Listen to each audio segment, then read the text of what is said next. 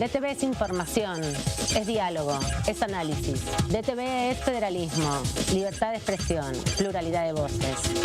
DTV es todo lo que un país en democracia tiene que ser. DTV es tu voz en el Congreso. Este 2023, seguí eligiéndonos. DTV, el periodismo en el Congreso.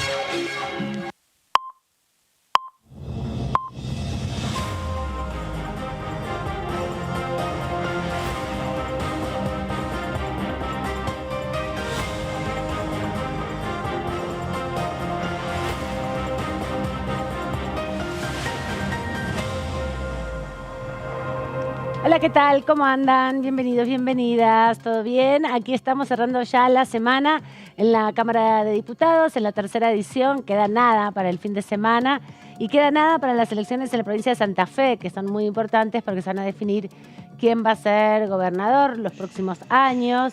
En una provincia que, bueno, siempre tiene por definición constitucional la imposibilidad de la reelección para su gobernador o gobernadora, y también las elecciones no son simultáneas con las de la elección general. Así que vamos a estar todos atentos a ello, porque hay algunos candidatos que son parte de este cuerpo, no directamente de la Cámara de Diputados, de la Cámara de Senadores, pero sí del Legislativo.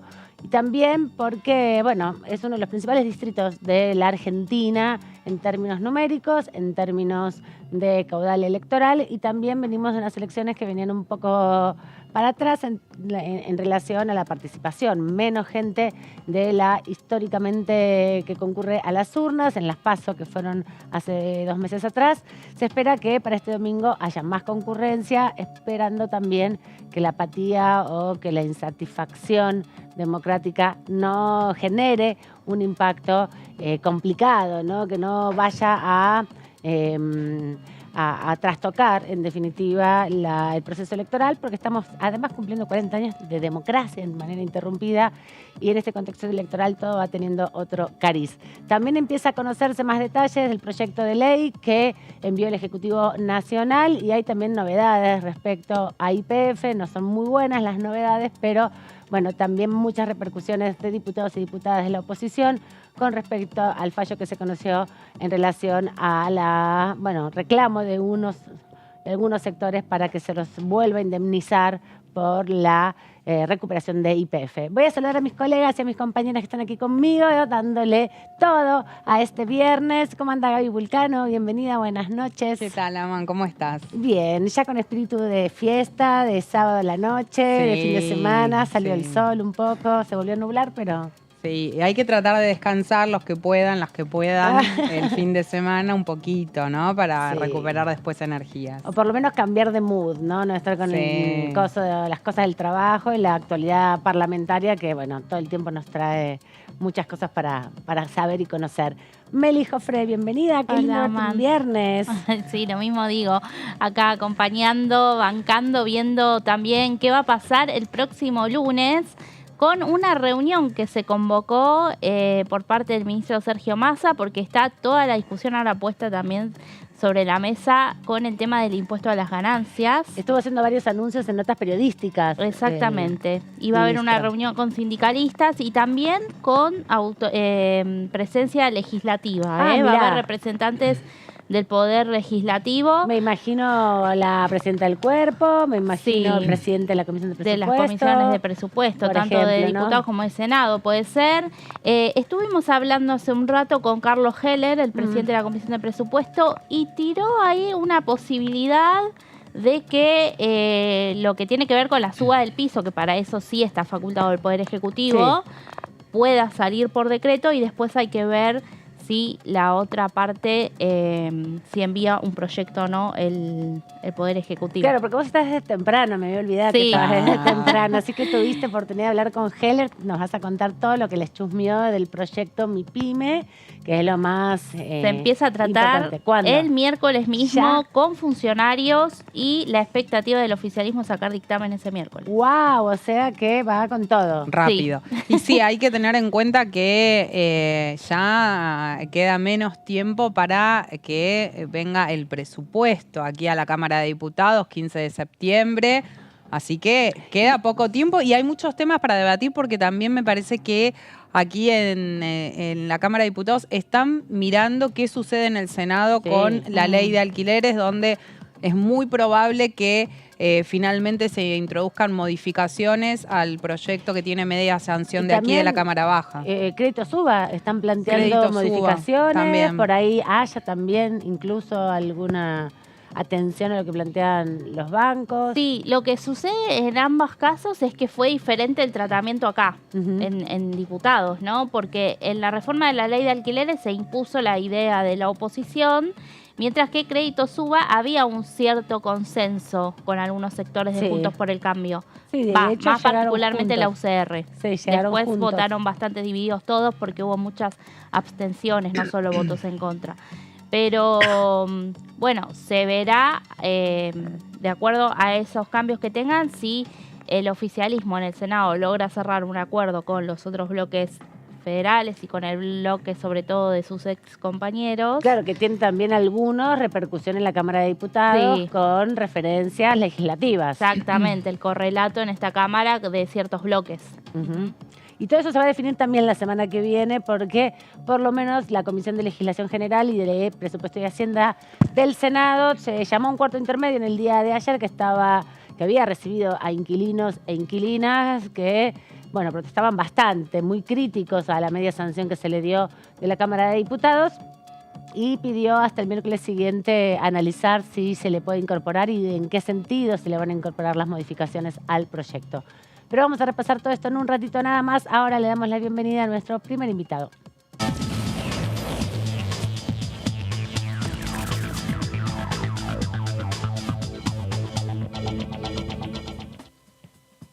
Le agradecemos al diputado Martín Maqueira por este ratito aquí en Tercera Edición. ¿Cómo estás? Bienvenido.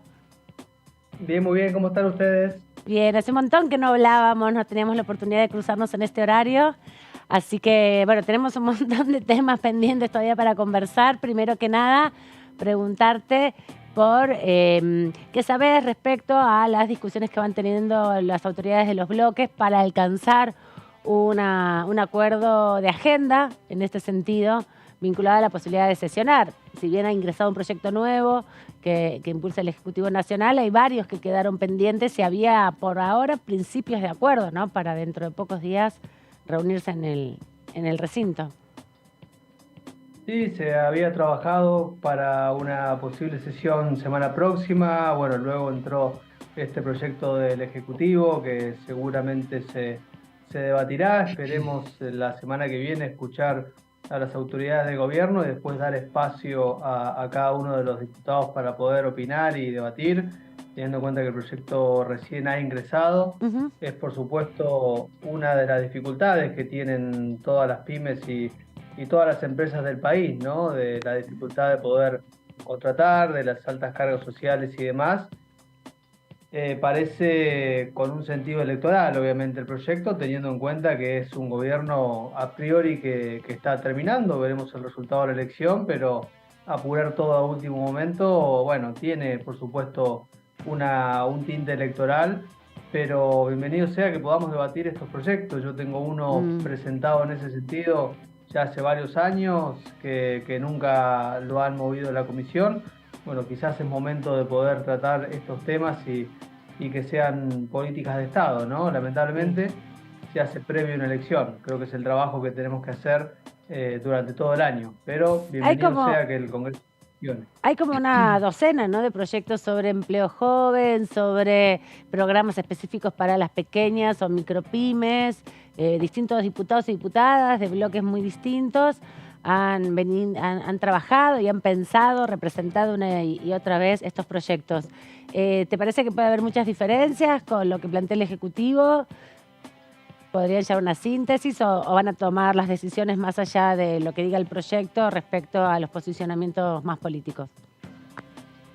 A ver, siempre uno busca los consensos, ¿no? Y en ese caso es el oficialismo el que tiene que de alguna manera abrir la puerta a esos consensos. Nos ha pasado con otros proyectos como GNL, que estuvo en debate, ahora no se ha movido un poco más, pero de plantear algunas modificaciones y demás, y de encontrar puertas cerradas hacia eso, teniendo en cuenta que pueden ser proyectos de escala nacional y políticas de Estado, ¿no? Que trascienden a varios gobiernos. En este caso estamos hablando de un proyecto a 30 años.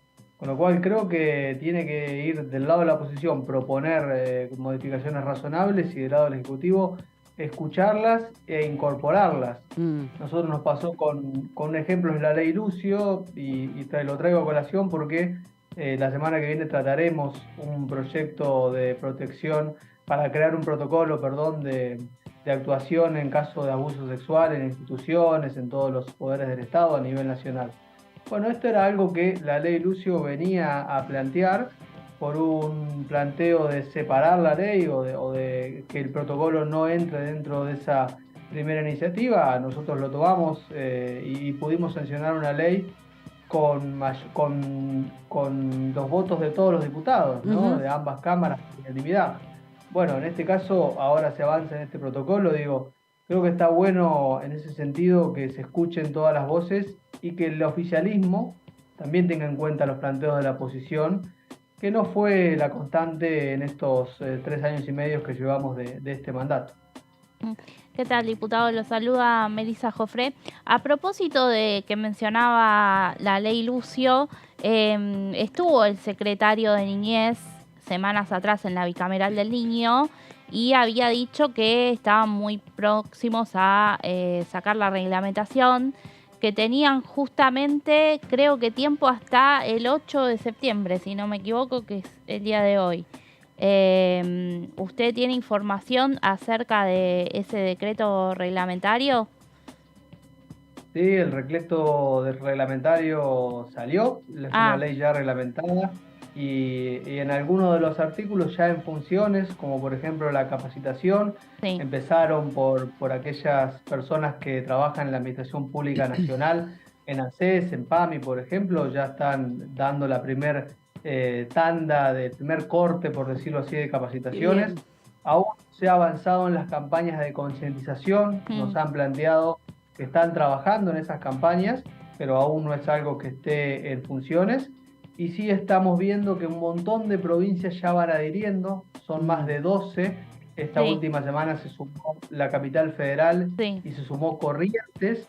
Eso es un gran avance. Bueno, faltan por supuesto la mitad de las otras provincias y provincias tan importantes como la provincia de Buenos Aires, Santa Fe o Córdoba. Pero tenemos muchas provincias como La Pampa, como Corrientes, como bien decía, Mendoza, que ya están avanzando en la adhesión y ya han adherido.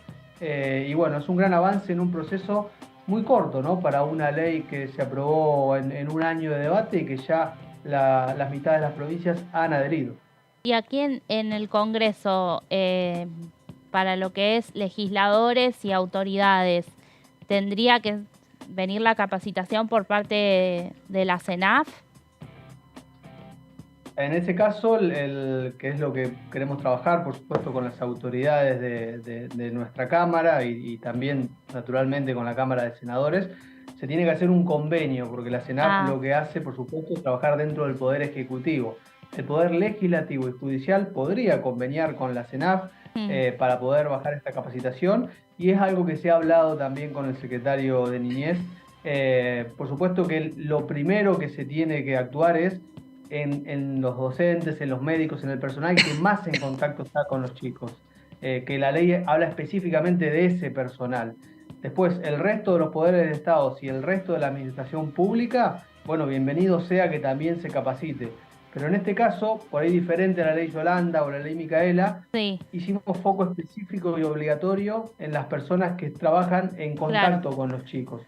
Lo que no quita, y es un buen ejemplo en el caso de La Pampa, que ahí se ha obligado también a las instituciones como clubes o instituciones religiosas que están en contacto con los chicos a que también se capaciten. Algo que a nivel nacional no lo pudimos llevar a la práctica, pero que muchas provincias están adhiriendo de esa manera. Bueno, pero también ha resurgido, como por ejemplo con la ley Micaela, que la propia atracción social y la difusión a partir del movimiento de mujeres en este caso, ha hecho que los clubes de fútbol, por ejemplo, los clubes de barrio, tomaran también la iniciativa de la capacitación en violencia de género. Y es interesante, ¿no? Si se puede retomar también esos diálogos con esas secretarías de géneros que se han armado como para poder impulsar una formación en la misma línea, ¿no? Porque son asociaciones civiles, no están alcanzadas directamente por la ley, pero sí, como bien decís, están en contacto directo con las infancias y con las adolescencias.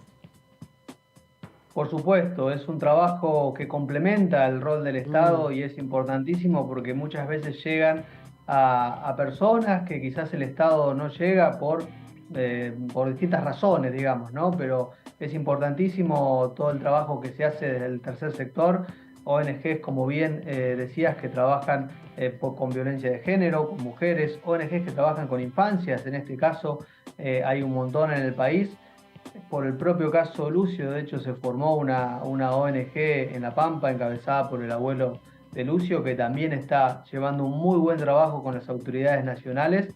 Y bienvenido sea, ¿no? Que haya cada vez más personas capacitadas o alertas, mejor dicho, ¿no? En cuáles son esos indicios, esas alertas tempranas que un niño o una niña demuestra y que nos permiten darnos cuenta que puede ser víctima de abuso. Diputado, ¿qué tal? Gabriela Vulcano lo saluda. En el caso de la ley Lucio tuvo casi que nació a partir de un hecho público lamentable y ahí los diputados y diputadas del oficialismo y de la oposición se pusieron de acuerdo para poder sacar esta ley tanto en la Cámara de Diputados y después en el Senado, transformándola en ley. Ahora, hay muchos temas como estos que tienen que ver con temas vinculados a la niñez, a las infancias, temas de educación, en los que también pareciera haber consensos entre el oficialismo y la oposición, pero no son temas de campaña en este momento. ¿Cree que se van a poder avanzar igual con esas iniciativas que hay aquí en este marco en el que estamos, donde pareciera que, bueno, está la necesidad de diferenciarse entre el oficialismo y la oposición con temas económicos y demás, pero como decía, los temas estos en los que hay consensos aquí en la Cámara de Diputados no son los temas de debate público. ¿Hay posibilidad de avanzar con alguno de esos temas de aquí a lo que queda del año? Sí, Gabriela, yo creo que sí. Un ejemplo era el que tratábamos recién del protocolo para todas las instituciones del país, que el martes, si todo va bien, dictaminaríamos en la Comisión de Familia. Esperemos que la Comisión de Presupuesto luego pueda tomar el tema, porque es un proyecto que ya tiene media sanción y que caería si no lo tratamos este año. Yo creo que esos proyectos tienen posibilidad de avanzar independientemente de las elecciones y de, por supuesto, el válido proyecto o planteo que haga el gobierno o la oposición de cada tema. Creo que hay proyectos que también son urgentes, que quizás, como bien decís, no están en el debate público, pero sí en la necesidad o en un derecho vulnerado de un niño, una niña o de cualquier persona del país. Y en este caso, este protocolo, creo que es importantísimo que este martes podamos avanzar. Y después, por supuesto, hay temas que sí son importantes, y digo, más allá de que lo haya planteado el gobierno o no, tenemos que encontrar una manera, como en este caso que hablamos recién de las pymes, de poder generar empleo en blanco, registrado, de poder personas que no están pudiendo tener su empleo registrado pasar a estar en blanco porque la pyme no puede darlo, y esto puede ser una oportunidad. Bueno, ojalá que también se encuentren los consensos, pero que no se use, por supuesto, en una manera solamente electoral, sino que sea, por supuesto, un programa a largo plazo. Te quería preguntar, porque también estás en la Comisión de Educación y uno de los proyectos que se dictaminó últimamente tiene que ver justamente con una serie de universidades. La posibilidad, se volvieron a dictaminar 3 universidades para que sean absorbidas por el Sistema Nacional de Universidades Públicas. En esa comisión estuvieron participando Juntos por el Cambio, por lo menos, la diputada Dania Tabela, que firmó el dictamen respecto a estas comisiones y a estas universidades. Preguntarte cuál es tu opinión en relación a la discusión o posibilidad de aprobar 8 universidades que están pendientes todavía, que impulsan distintos sectores, algunos del oficialismo, otros de la oposición.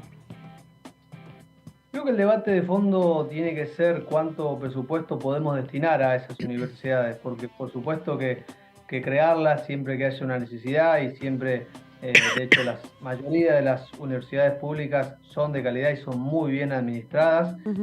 Siempre, como en todo caso, hay algunas que no. Pero la duda que siempre a uno le genera es que si seguimos creando universidades pero no ampliando el presupuesto, bueno, ese presupuesto se va a dividir en muchas más universidades y hay algunas que, por ejemplo la de La Pampa, podría recibir menos fondos, algo que está pasando este año, ¿no? En comparación con otros años. Con lo cual me parece que ahí hay que poner un punto también en que si ampliamos la cantidad de universidades, también se amplíe el presupuesto y no implique un perjuicio al resto de las universidades. Veremos este año con las elecciones cuándo tratamos el presupuesto. En septiembre es normalmente el mes que se presenta, y viendo que puede haber una continuidad o no, o que hay a priori 3 opciones de un próximo presidente, de 3 partidos distintos. Bueno, creo que ese presupuesto se tiene que ver, no solo discutir ahora, sino también una vez realizada la elección y teniendo las autoridades electas, porque puede cambiar también las prioridades de quien gobierna. No, sin duda, sin duda. Diputado, preguntarle cómo está encarando Juntos por el Cambio la campaña en La Pampa. Es una también de las 16 provincias que en las PASO, bueno, tuvo una ventaja el candidato de La Libertad Avanza. Juntos por el Cambio quedó en segundo lugar, pero muy cerca también de Unión por la Patria. Bueno, trabajando en conjunto, ya hemos tenido desde el momento de la elección, teníamos por supuesto una interna, algunos apoyábamos a Horacio, otros del espacio a Patricia. Ya ese domingo nos juntamos para trabajar en conjunto. Nuestra candidata es Patricia, creemos que es la mejor opción para gobernar la Argentina. Juntos por el Cambio tiene la impronta de poder llevar una alternativa a estas dos vertientes, una libertaria y otra el oficialismo, ¿no? Y en ese sentido estamos convencidos que Patricia es quien puede liderar ese proyecto y que va a ser la próxima presidenta, así que trabajando muy fuertemente y en conjunto para lograr ese resultado, como bien decías, teniendo en cuenta que se ha dado un resultado de tercios y hay cierta paridad o cercanía o escasos puntos y medio entre uno y otro candidato, o entre uno y otro espacio, mejor dicho. Así que estamos trabajando mucho para poder ampliar el conjunto de votos que ha juntado Juntos por el Cambio y lograr ganar la elección en octubre o por supuesto en el balotaje. La Pampa fue el primer distrito, ¿no?, donde comenzó el cronograma electoral este año, si no recuerdo mal. En febrero. Exactamente. Así que la vamos a terminar por ahí. Tuvimos una elección interna en febrero y luego en mayo la elección general. También una elección reñida, ¿no?, para los que son los resultados en La Pampa, que normalmente ganaba muy bien el oficialismo. Bueno, estuvimos a 5 puntos Juntos por el Cambio de ganar, una gran elección que ha hecho Martín Berongaray. Así que sí, empezamos primero y bueno, más allá del cansancio de quienes estamos ya con la cuarta campaña, creo que es importante que el electorado ha mantenido el voto, ha ido a votar y eso es muy bueno para la democracia. Excelente. Gracias, Martín, por este ratito aquí en la tercera edición, ya cerrando la semana. Hasta cualquier momento. Muchas gracias, un saludo y buen fin de semana. Igualmente. Hablábamos con el diputado del PRO, que también fue uno de los candidatos, ¿no? Que estuvo confrontando. Con otro diputado. Con el otro Martín Martín. Los dos Martínez, muy jóvenes ambos. Y más allá de eso, bueno, finalmente terminó conservando hoy Unión por la Patria, el peronismo, la gobernación. Pero bueno, también para tomar esta dimensión, en febrero empezó el cronograma electoral, por eso estamos todos así un poco locos. Claro, porque pasó algo que no es algo raro, pero este año se dio de manera un poco más masiva, que muchísimos gobernadores decidieron desdoblar las elecciones.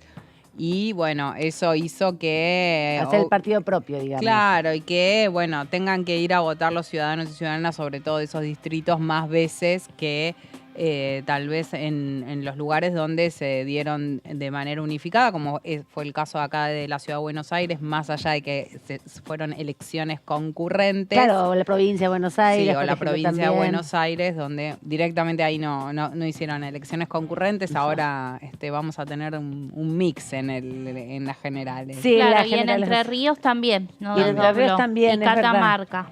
Es verdad. Y Santa Cruz no, también, ya era bueno. la elección general, no Perfecto, era PASO. Es verdad, era Pero era PASO fue Buenos Aires, Ciudad, Entre Exacto. Ríos y Catamarca junto con la Nacional. Ujú. Pero después, como dice Gaby, la mayoría de las provincias sí desdoblaron y por eso tuvimos los comicios que tuvimos y que vamos a tener ahora también en septiembre. Claro, ahora vamos a tener este domingo, decíamos Santa Fe, la Fe. otra Las generales semana ya las generales de Santa Claro. Fe, las generales nos quedan todavía del Chaco y cerca de fin de mes ya las generales Mendoza. Mendoza. Sí. Y ahí terminaría todo menos las generales del 22 de octubre y, Y el se eventual, balotaje en noviembre. El 19 de noviembre. La creo que es, eventual ¿no? segunda vuelta. Sí, hay balotaje, sí. Ajá. Bueno, eso todavía falta un montonazo y contar cada voto. Hay también parámetros, ¿no? Para que se alcance el balotaje, una diferencia de 10 puntos entre el primero y el segundo, para ganar en primera vuelta, o una diferencia de alcanzar más del 45% de los votos, que son las condiciones que establece la reforma constitucional del 94, que instaló el mandato más corto y la segunda vuelta como forma de dirimirlo. Sí. Así es. Sí, bueno, a propósito de las elecciones provinciales que hubo durante el año en algunas provincias, fue justamente, siempre decíamos, ¿no? Antes de las PASO nacionales, en las provincias no es lo mismo, en la nación. Bueno, nos dimos cuenta evidentemente que no fue para nada lo mismo los resultados que se daban en los distritos, en lo que tenía que ver con elegir las autoridades locales y después a nivel nacional. Pero sí, justamente ayer, consultado en una entrevista en la TV pública, el candidato Sergio Massa de Unión por la Patria, bueno, hablaba, ¿no? Como de estas conversaciones que hubo después de las PASO con algunos gobernadores, en el sentido de que le aflojaron un poquito, ¿no? En las PASO nacionales. Se relajaron. Cada Sí. uno ya se había de alguna manera asegurado su lugar. trabajo. Y seguramente hoy se va a reforzar eso en una cena que va a haber en la residencia de Juan Mansur en Tucumán. Claro, porque ¿Dónde mañana van a no va a estar estar? Massa. Claro, Sí. mañana está el acto. Ya viajaba hoy para tener esta cena, como dice Melissa, con los gobernadores. Es como una previa al gran acto que se va a hacer mañana, donde van a estar Sí, gobernadores. Es el momento intendentes. para decirse todo, digamos, Exacto. y cerrar la No, puerta. igualmente Igualmente, ya claro, se Massa dijeron. en esta entrevista que tuvo en la TV pública ya contó un poco Ay, no la que llegué a ver. se reunió con algunos gobernadores y que ahí le dijeron esto que decía recién Claro. Melissa respecto a que, bueno, habían aflojado un poco y él les dijo, che, pónganse las Media pilas, pila, palabras ponete- más, palabras menos. Ponete las piletas, vieja, que hay que ganar la elección, le dijo Massa, ¿no? Ajusten un poco ahí las cosas. Bueno, también por lo que había difundido Bernie en su momento, post elección PASO, respecto al rol que han tenido algunos intendentes con las listas Claro. de Milei, ¿no? Y de algunos sectores también vinculados a la gobernación de la provincia. Pero también es siempre interesante ver cómo son esos cruces, cómo hay sectores que son andamiajes de la política que sujetan distintos proyectos, ¿no? Que terminan siendo comodín para viabilizar algo que es muy importante y diferente a otros países del mundo. Argentina tiene una democracia de partidos y eso es distinto que en otros lugares donde no se requiere, por ejemplo, la interna de un partido para acceder a ser candidato o candidata, ¿no? Hay modelos muy diferentes y eso también tiene que ver con las características propias de la Argentina. Vamos a repasar un poco la agenda, ¿les parece? Porque ya se está configurando las novedades para la semana que viene. Hay una convocatoria, una comisión. Bueno, por ahora las que convocaron son varios de la oposición, ¿no? Porque hay convocatoria a la Comisión de Familia, Niñez y Juventudes, junto con la de Asuntos Cooperativos Mutuales y de Organizaciones No Gubernamentales, que va a ser el martes 12 de septiembre a las 12 horas. Comisión de Familia, Niñez y Juventud, que preside la diputada de Santa Cruz, Sí, Roxana Reyes, ¿no? Sí. Todavía hoy sigue sosteniendo esa presidencia y, bueno, nos adelantaba un poco Maqueira recién, ¿no? Justamente que se va a discutir este protocolo, que es un proyecto de ley por el cual se crea, bueno, un protocolo de protección y detección de abuso sexual contra niñas, niños y adolescentes en aquellos ámbitos donde desarrollan sus actividades. Hablábamos justamente de este tema y donde el diputado se mostraba muy, si se quiere, confiado en que se podía llegar, esperanzado. Sí, llegar a un consenso para que se pueda avanzar en este debate. Es uno de los temas que un poco, como siempre decimos acá, podría darse como una de las iniciativas que se incluyan en un próximo temario en caso de que haya sesión aquí en la Cámara de Diputados. Hay que ver cuándo, porque está difícil el tema de sesionar, por el tema, como siempre decimos, el tema electoral, por el tema de los acuerdos que es necesario construir, porque para lo que fue la última sesión donde se discutió alquileres, fue difícil llegar a acuerdos, inclusive dentro de la propia oposición, que había sido quien pidió la sesión, quien impulsó para que se lleve al recinto el tema de alquileres, y la muestra está en que ahora en el Senado está frenado ese tema, justamente porque la oposición no tiene un acuerdo respecto a ese proyecto que se aprobó aquí. No es la misma alianza la de diputados que la del Senado, no. Y no se configura exactamente igual la posibilidad de conseguir las mayorías en la Cámara de Senadores, donde el oficialismo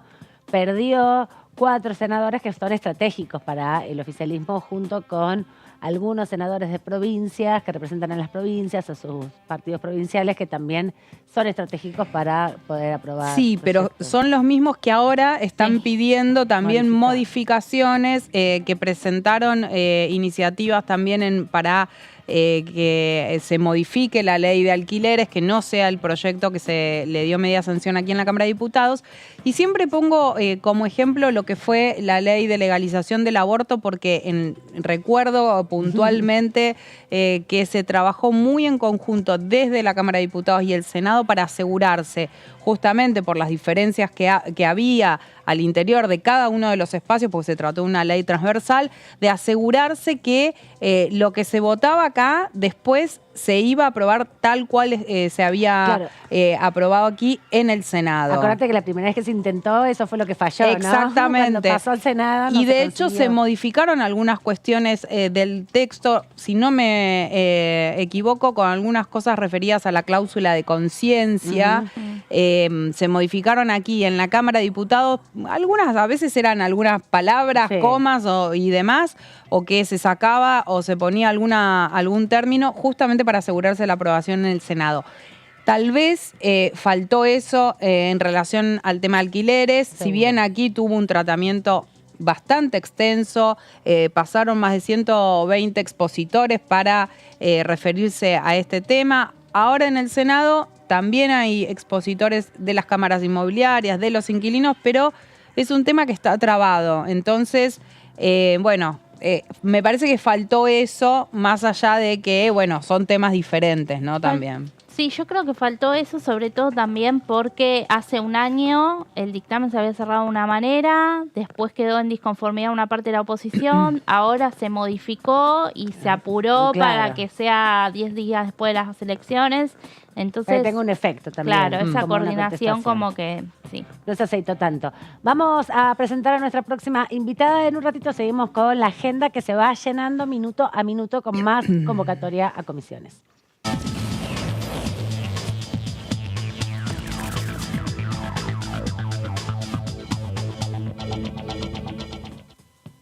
Le agradecemos a la diputada María Rosa Martínez este ratito aquí en la tercera edición, cerrando ya la semana, una semana importante, intensa también, más en la Cámara de Senadores que en la Cámara de Diputados, pero muy intensa también en lo político.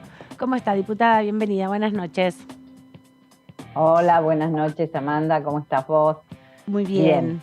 Sé que estuviste participando de una conferencia sobre educación y justicia en Chile. Justicia fiscal en educación. La organizó el CLADE, que es el Consejo Latinoamericano por el Derecho a la Educación, que cumple 20 años. Había varios países latinoamericanos en el Zoom.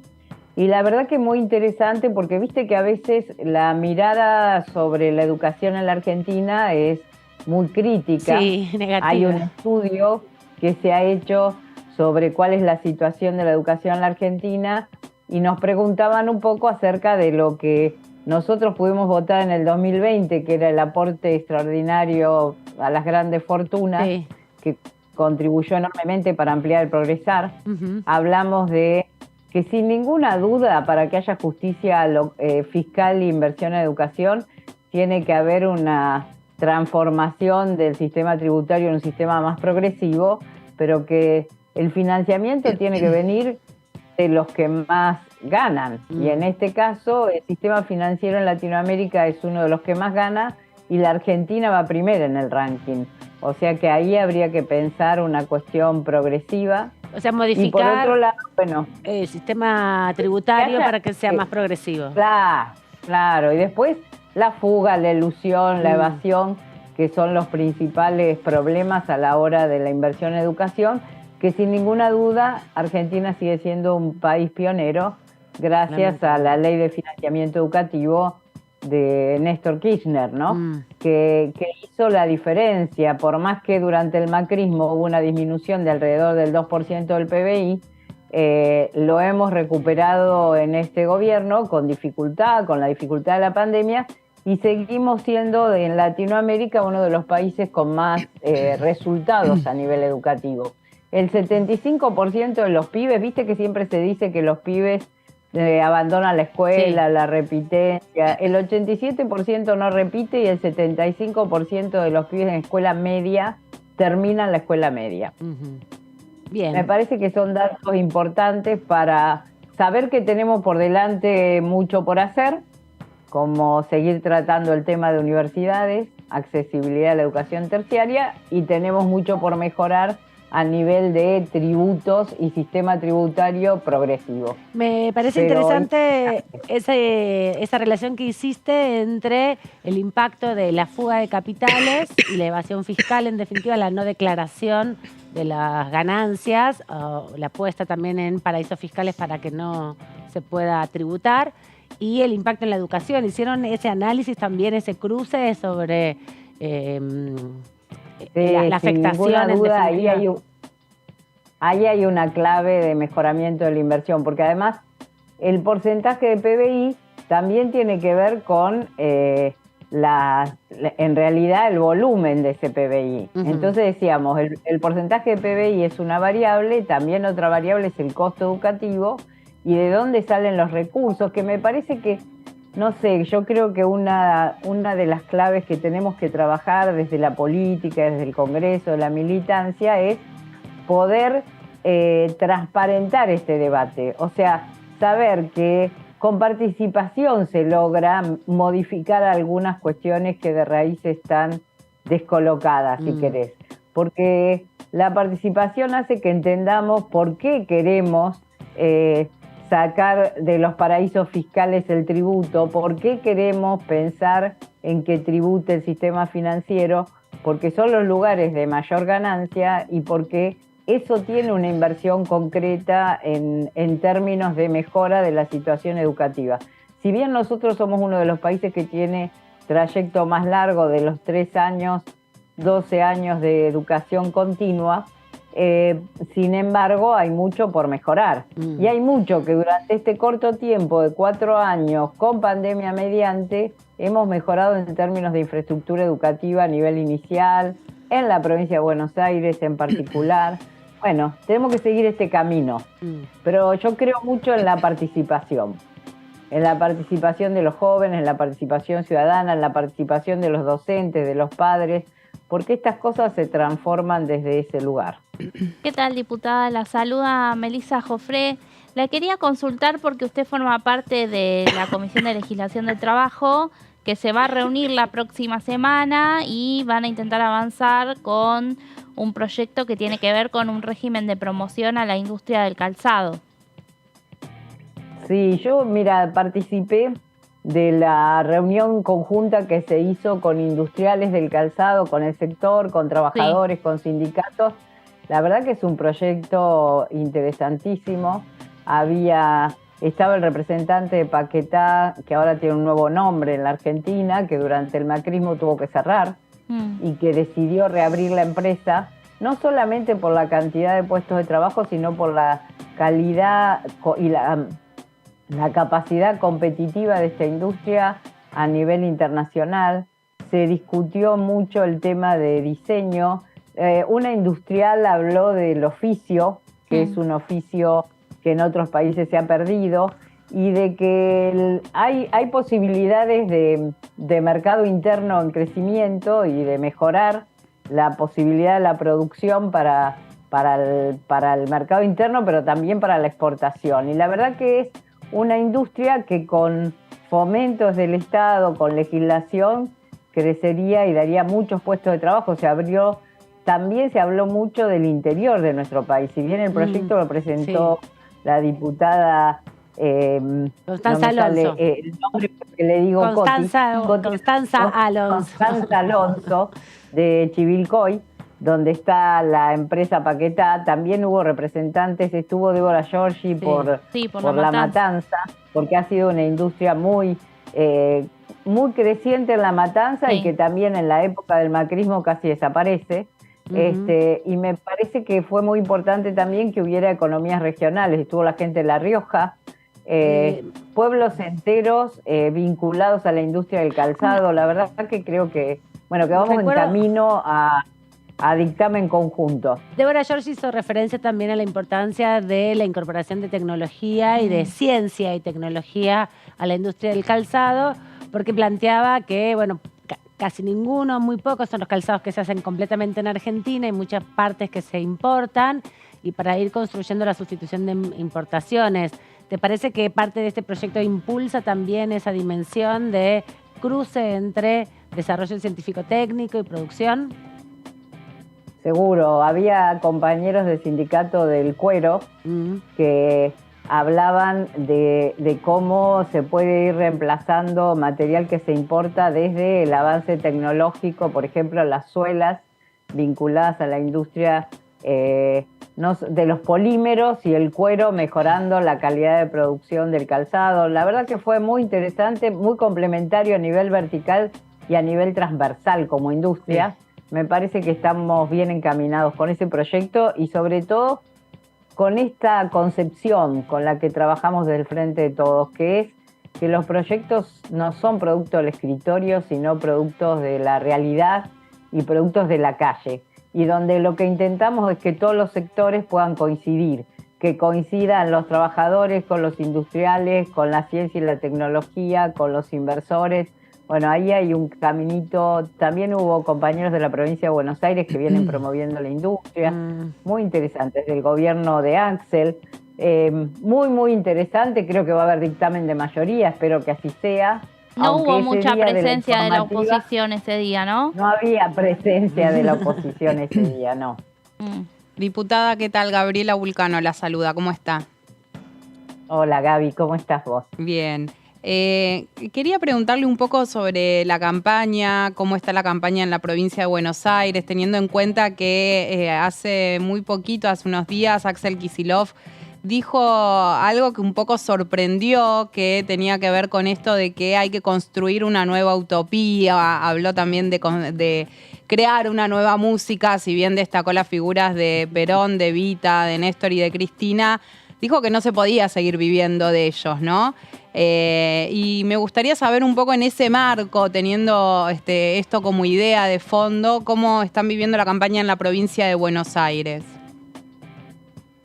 Mira, nosotros estamos reuniéndonos con jóvenes, con mujeres, con viejos de los centros jubilados, y la verdad que lo que decimos es que más, no que menos, o cómo defendemos lo que ya tenemos. Lo que ya tenemos es un piso, y en la provincia de Buenos Aires ha sido un piso muy valioso, sobre todo en los temas de salud, educación, cultura, y en los temas de inversión productiva y de trabajo, la discusión paritaria en la provincia de Buenos Aires con los empleados estatales, el régimen de licencias.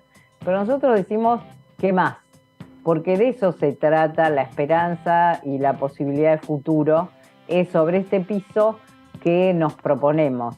Sin duda, Perón, Evita, Cristina, Néstor son, yo te diría, como el camino construido y el camino por construir en términos de soberanía, en términos de trabajo, que para nosotros sigue siendo un lugar, como decía Delia Parodi, que la tenemos ahí en el Congreso con ese salón, ella decía que el trabajo era una construcción de felicidad, de armonía, de realización personal. Bueno, nosotros seguimos pensando lo mismo sobre el trabajo. Entonces, cuando hablamos de esto, decimos, ¿qué más en términos laborales? Y en términos laborales también vamos a discutir la reducción de jornada, vamos a discutir temas que tienen que ver con la posibilidad de ampliar espacios de realización humana, porque creo que lo que más es más humanidad, más respeto por el otro, más construcción de comunidad organizada, más... Parecen términos viejos, pero son indispensables en tiempos donde arrecian vientos de destrucción de todo. Y lo más importante es el tejido que los seres humanos podemos armar para cuidarnos mejor, para desarrollarnos mejor. Creemos que por ahí va la cosa. ¿Viste algo del proyecto que ingresó en estos días respecto a reducir los aportes patronales por 2 años a quienes tomen a jóvenes, a quienes tomen a aquellas personas que hoy tienen son parte de un programa social? Y si no lo leíste más allá de eso, ¿qué pensás o cómo ves las iniciativas que va impulsando el Ejecutivo para dar una respuesta, ¿no?, a la falta de expectativas que hay hacia adelante? Sí, yo creo que, mira, en términos laborales el 7% de desocupación es un dato, un buen dato. El problema son los ingresos, los precios y la inflación. Me parece importante que se promueva la generación de empleo y sobre todo empleo joven, pero me sigue preocupando enormemente cómo hacemos para controlar precios e inflación, porque son las variables que todavía están como de difícil control, digamos. Porque el problema no es la desocupación, sino que los ingresos no llegan a superar la inflación. Exacto. No te alcanza. Exacto. Y además que todos los precios están bastante desordenados. No, y desordenados, que sale lo mismo, no sé, una cuota de una obra social que cosas que no son tan fundamentales, ¿no? Entonces ahí tampoco no se puede valorar o saber o cuantificar qué cosa vale realmente. Sí, además también hay medio desquicio entre los precios que se plantean, por ejemplo, desde el mercado central y los que encontrás en la verdulería de tu barrio. Total. Y ahí me parece que tenemos un problema serio. O sea, yo creo que no es descartar una medida por otra, pero creo que seguimos teniendo problemas serios en ese aspecto. Por supuesto que cuanto más posibilidades laborales haya, mejor, porque además eso genera una expectativa de desarrollo personal, familiar, comunitario, pero sí, tenemos otros problemas también a resolver. Pero también cómo llegar con el mensaje, ¿no? Si bien hay este 7% que usted resaltaba, bueno, la cantidad de empleo informal que hay, ese trabajador precarizado que justamente no le alcanza para nada, pero que tampoco no tiene acceso, sobre todo el más joven, a los que son los derechos que siempre impulsó el peronismo, y que parte de ese trabajador fue un votante con un voto bronca tirado para el candidato de La Libertad Avanza, ¿no? Entonces, cómo llegar también ahí, a ese sector que es muy grande, el número de trabajadores que están en situación precarizada y que están informales y no conocen todos los beneficios que siempre el oficialismo ha pregonado. Sí, justamente ayer hablábamos de ese tema y decíamos, el voto ha sido un voto lógico, un voto no ideológico, sino lógico, de bronca o de rechazo. Hasta el no ir a votar ha sido medio lógico. Igualmente yo estoy plenamente convencida de que es desde este proyecto político, es desde la candidatura de Massa, Axel, Mariano Cascallán en mi distrito, es de la candidatura de los compañeros de Unión por la Patria, que existe esta posibilidad y este compromiso de ir haciendo un trayecto de mejora de la situación de ingreso, de control de la situación inflacionaria, y todo el tiempo ir sabiendo que estamos pagando una deuda que condiciona enormemente la posibilidad de salir adelante en nuestro país, que va a haber que hacer una rediscusión sobre la deuda. La vicepresidenta en diciembre del 2022 planteaba que hay que vincular pago de deuda con Producto Bruto Interno y sin sobretasas. Y bueno, veremos, pero esa es la voluntad de nuestro gobierno. La voluntad de los candidatos de la derecha es una voluntad disruptiva y poco clara, y más incierta de lo que ya fue en otras etapas. Y donde nos plantean, por un lado, dinamitar el sistema económico con las importaciones, con la apertura, dolarizar o no dolarizarse de acuerdo al día que hablen, y sobre todo no respetar cuestiones que nuestro pueblo ha sabido construir, como es la perspectiva de derechos y de derechos humanos, que es una trayectoria que no ha hecho un sector. Sin duda, madres, abuelas, organismos, pero el pueblo argentino en su totalidad. Así que yo creo que va a haber reacción positiva hacia Unión por la Patria en la próxima elección, por una serie de cosas que la lógica hace que vayamos encaminados hacia tener éxito. Diputada, sobre lo que queda del año, quería consultarle sobre la Comisión de Juicio Político, porque tuvieron una última audiencia muy fuerte con la presencia de Marcelo D'Alessandro, exministro de Seguridad porteño. ¿Qué queda o qué expectativas tiene para lo que queda del año respecto a la Comisión de Juicio Político? Yo creo que queda dictamen. Queda poder dictaminar sobre las acusaciones que hemos llevado adelante. La verdad que por más que fue intensa y con mucha expectativa la última reunión de la comisión, tanto Alessandro como Astarloa fueron bastante escuetos en sus respuestas, como lo fue Robles también. Me parece que la expectativa es llegar a dictamen. A un dictamen de mayoría que deje instalada la acusación y bueno, y de ahí en adelante ver cómo se constituye la Cámara en la próxima etapa para poder llegar al Senado. Gracias, diputada, por este ratito aquí, la tercera edición de DTV. Que tengas un hermoso fin de semana. Nos vemos en cualquier momento.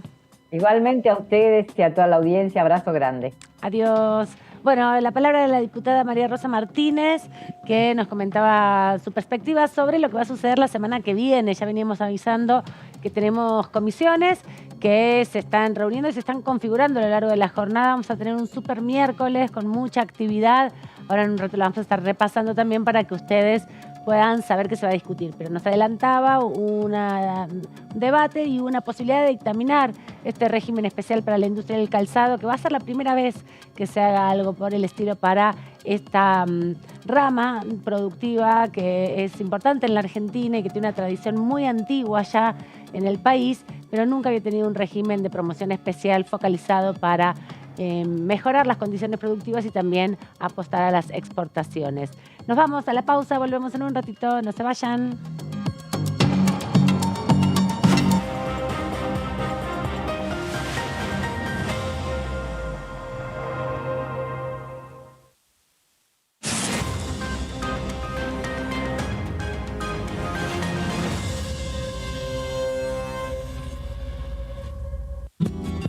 Este es el gasoducto Presidente Néstor Kirchner, una obra de escala mundial realizada en tiempo récord, que unirá la energía de Vaca Muerta con todo el país. Innovaciones, tecnología, cientos de kilómetros de acero y miles de trabajadoras y trabajadores. Esta megaestructura alimentará la llama del país, uniéndonos con nuestros seres queridos, acelerando la economía, ahorrando divisas, con desarrollo, con federalismo, con soberanía y orgullo. Gasoducto Presidente Néstor Kirchner. Mueve energía, mueve al país. ¿Cómo les va? ¿Cómo les va? Bienvenidos a DTV Noticias. Hemos realizado en el Congreso de la Nación una jornada con especialistas en relación a un proyecto que he presentado, que es el derecho a la muerte voluntaria médicamente asistida. la semana pasada. Recordamos que están iniciando un proceso de investigación a los integrantes de la Corte Suprema de la Nación.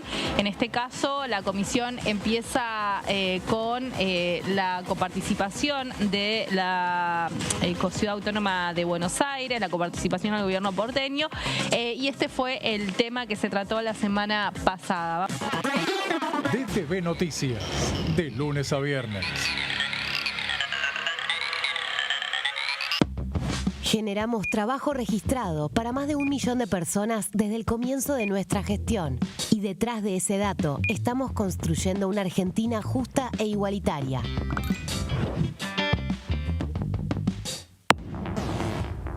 ¿Cómo les va? Muy buenos días. Estamos empezando la primera mañana. ¿Qué empezaron a pensar los países desarrollados? Dijeron, para transportar nuestra carga tenemos que contratar barcos de otros lugares. Claro. Perdemos la gente que estaba empleada en esos barcos. Perdemos la industria naval. Suiza produce motores para los buques de mayor porte, los buques más grandes, que la empresa se llama Sulzer, la marca Sulzer, y Suiza no tiene mar. No, claro. Bueno, entonces, la industria naval es muy importante para un país, sí, para generar empleo. Entonces, ¿qué hicieron esos países? El primero fue Alemania. Creó su segunda bandera de registro con menos impuestos en otro lugar. ¿Quién lo siguió? Italia. ¿Quién lo siguió? España. Escuchaba también con respecto a la importancia de los proyectos universitarios. Sí. No solo a nivel educacional, que es importantísimo, sino con un nuevo diseño de país federal, es decir, el arraigo. Hay que ver que nosotros tenemos proyectos para universidades de Córdoba, proyectos presentados, paradójicamente en el caso de Córdoba, por el radicalismo de Córdoba. Sí. DTV, primera mañana, de lunes a viernes.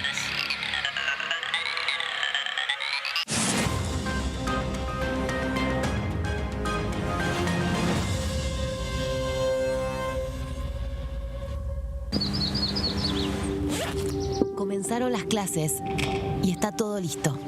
Las ganas de aprender y ganas de enseñar. Yo también estoy lista. Estoy listo para hacer nuevos amigos y amigas. Estoy lista para ponerme en el lugar de los demás. Estoy listo para decir no a los apodos ofensivos y a decir que no cuando algo no me gusta. Estamos listos y listas para decir bullying. En mi aula no tengo lugar. Argentina contra el bullying.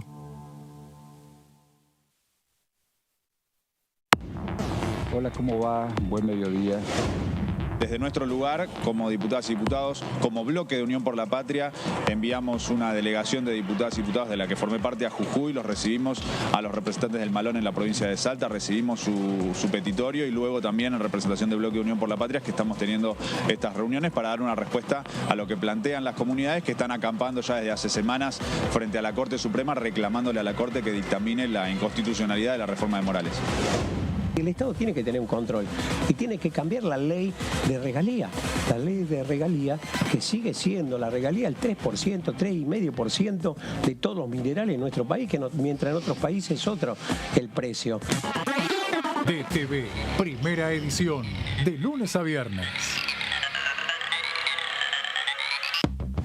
Alcanzamos el Producto Bruto Interno más alto de los últimos 5 años, con un crecimiento del 5% en 2022. Y detrás de ese dato, seguimos creando empleo en cada rincón de la Argentina.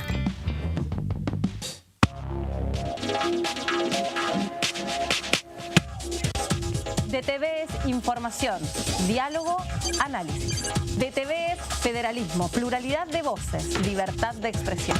DTV es todo lo que un país en democracia tiene que ser. DTV es tu voz en el Congreso. Este 2023, seguí eligiéndonos.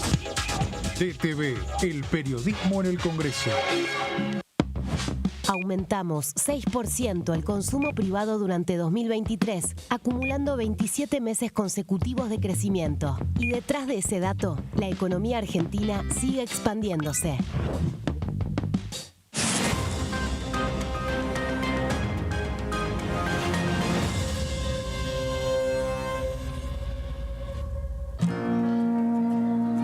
Para ser grande un país hay que vencer desafíos que parecen imposibles. por ejemplo, llegar a lugares que antes eran inalcanzables. Porque todos los destinos se alcanzan cuando la ruta es el esfuerzo. El mismo esfuerzo que nos lleva a ganar nuestras propias batallas. Hasta que un día la victoria llega y nos lleva en andas. El futuro se vuelve presente si alcanzamos nuestros logros. Esos logros con los que día a día hacemos una Argentina mejor.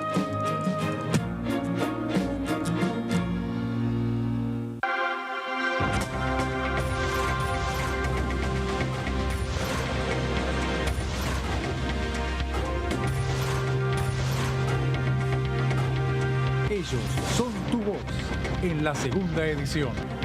DTV, el periodismo en el Congreso. Comenzaron las clases y está todo listo. Yo también estoy lista. Para ponerme en el lugar de los demás. Y a decir que no cuando algo no me gusta. Estamos listos y listas para decir... Bullying. En mi aula no tenés lugar. Argentina contra el bullying.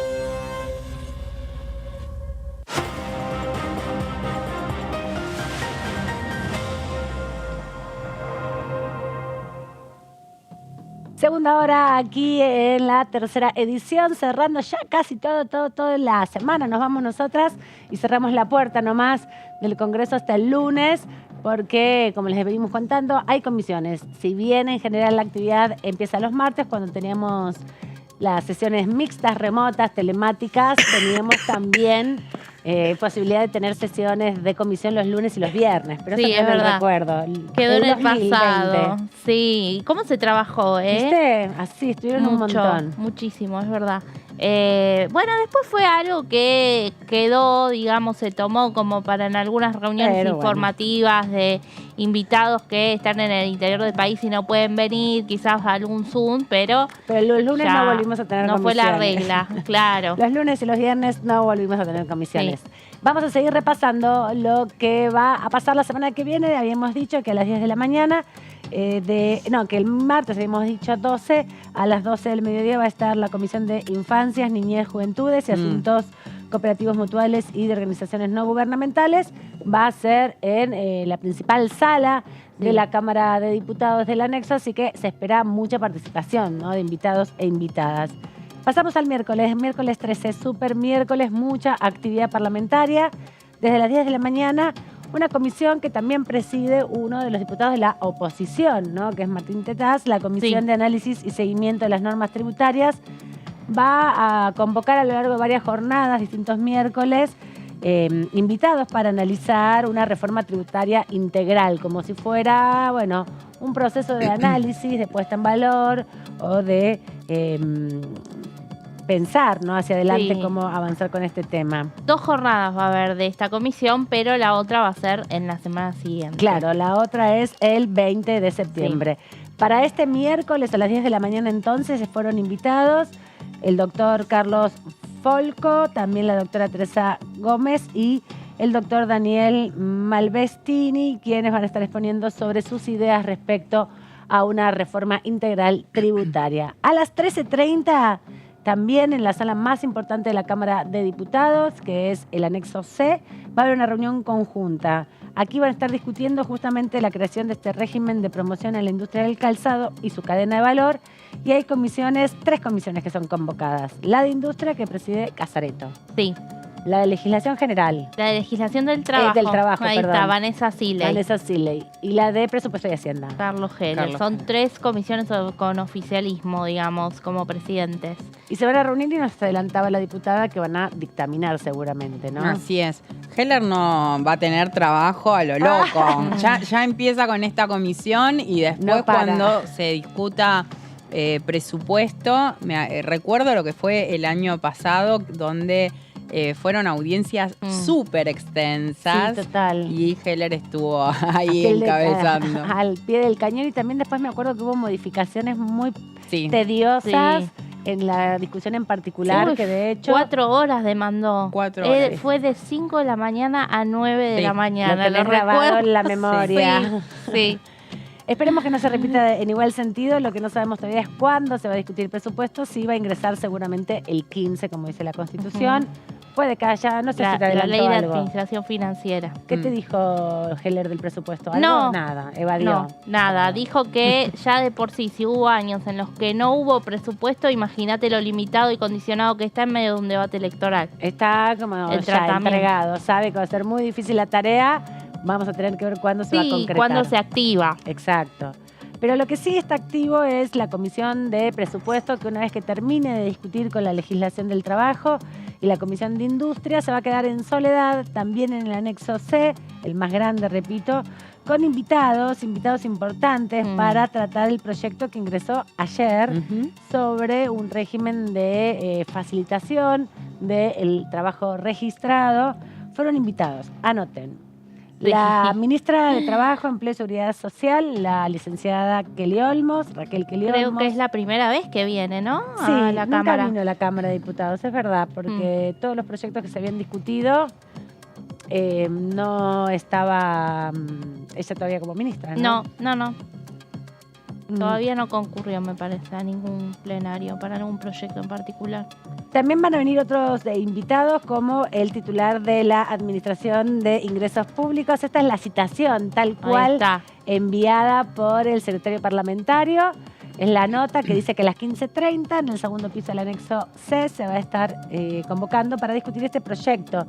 El mensaje que envió el Poder Ejecutivo Nacional, mediante el cual se crea este programa de generación y fortalecimiento del empleo argentino. Así es. Kelly Olmos, también Castañeto, obviamente, que es el titular de la Vuelve, hace poquito estuvo por la ley de poner una blanqueo. carpa, porque va a tener que volver pronto también. Sí, también fue legislador y posiblemente sí vuelva a ser diputado. Está octavo en la lista de... Pero lo que digo es que viene hace mucho tiempo como... no como diputado, que se puede poner a cargo como titular de la FIP también, porque viene la semana anterior, viene esta, viene la que viene, seguro.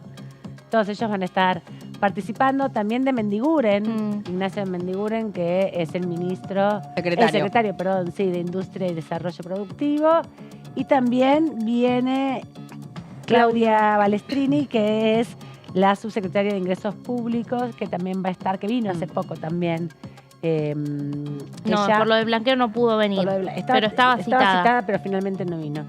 Obviamente es un debate que comienza con los principales funcionarios del área económica, porque es un proyecto de sumo interés por parte del Ejecutivo Nacional, puntualmente por parte del Ministerio de Economía, que fue el propio Massa el que se encargó de anunciar que iba a enviar un proyecto de estas características. Así que bueno, hay expectativa respecto a que pueda avanzarse y que, como creo que decía antes Melissa, según lo que les dijo Heller, está la posibilidad que se dictamine ya la semana próxima misma, así que... Sí, mira, no sé, ojalá que sí, que se avance rápidamente y se pueda sintetizar, porque hay muchos proyectos que buscan este mismo tipo de propuestas, ¿no? No sé si tal cual, hay algunas pequeñas diferencias, pero la gran mayoría que promueven el Puente al Empleo, que es como el programa original de donde deviene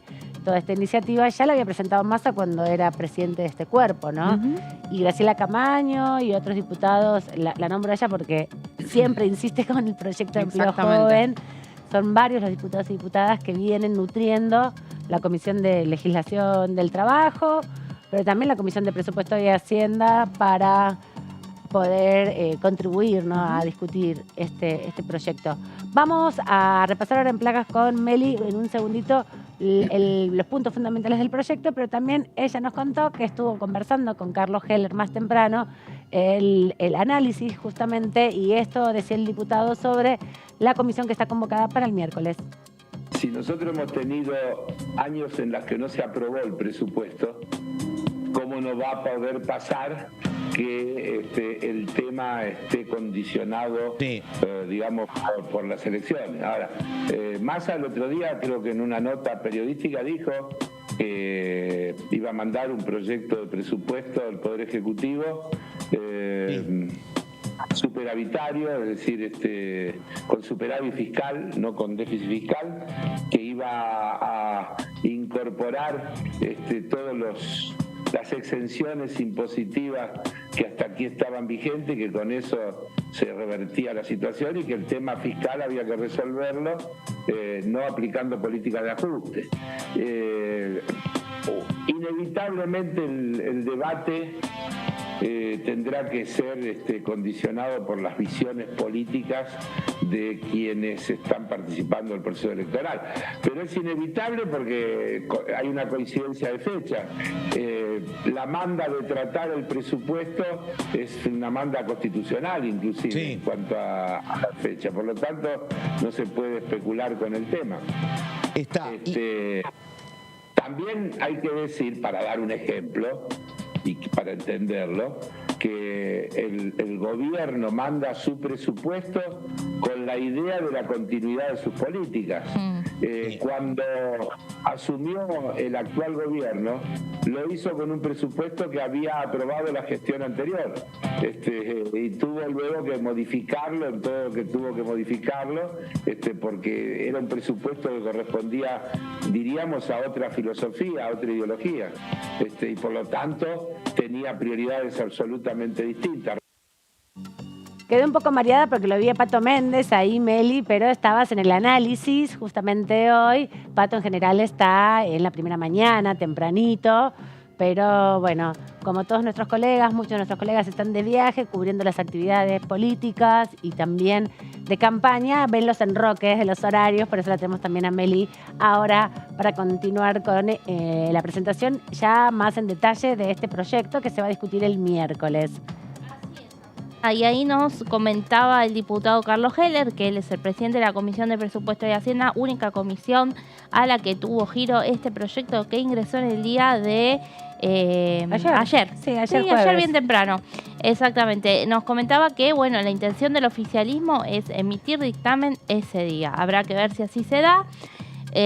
Vamos a repasar un poquito lo que tiene que ver con este programa de empleo MIPYME, que bueno, fue se enmarca, ¿no?, en una serie de medidas que anunció Sergio Massa el miércoles por la noche a través de sus redes sociales y dijo que iba a enviar un proyecto de ley, así lo hizo, entró rápidamente como decíamos.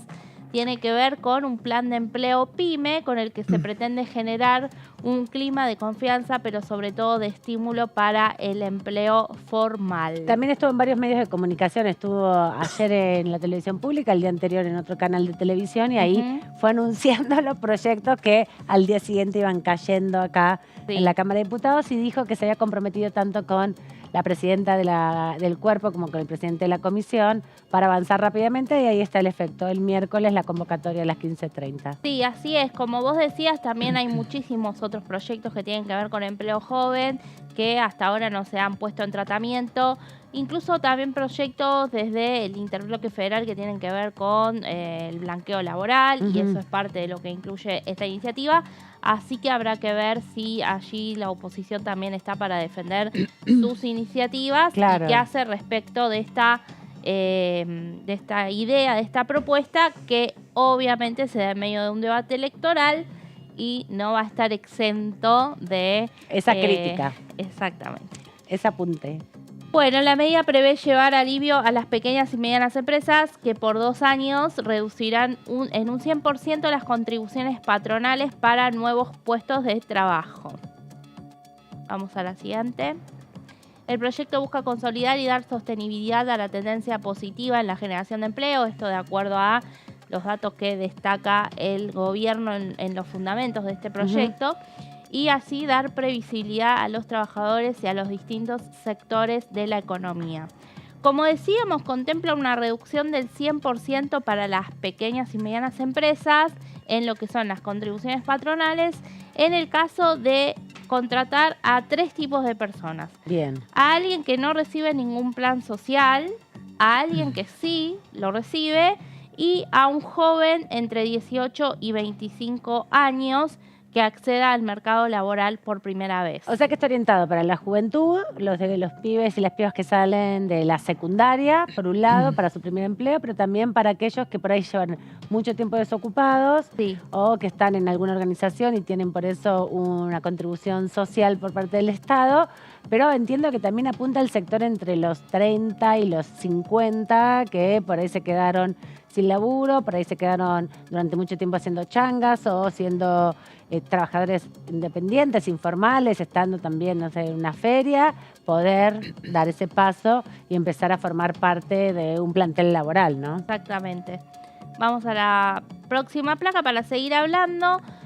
Para el resto de las empresas, el alivio también será del 100% para el caso de que contraten beneficiarios de planes y jóvenes, mientras que en el caso de emplear a quien no percibe un plan, la reducción será del 50% los primeros 12 meses y el 25% el siguiente año. Estamos hablando de grandes empresas. Las que ya no son pequeñas. Las pymes son 100% en los 3 casos. Perfecto. Y las grandes empresas se 100%, rebaja ese 50, porcentaje en el caso de personas que no reciben ningún plan. Es interesante esto de tratar de darle prioridad a aquellos jóvenes que son beneficiarios de los planes sociales, justamente porque se habla mucho en nuestro país, cada uno de los candidatos y candidatas hablan de la falta de cultura del trabajo que hay y demás.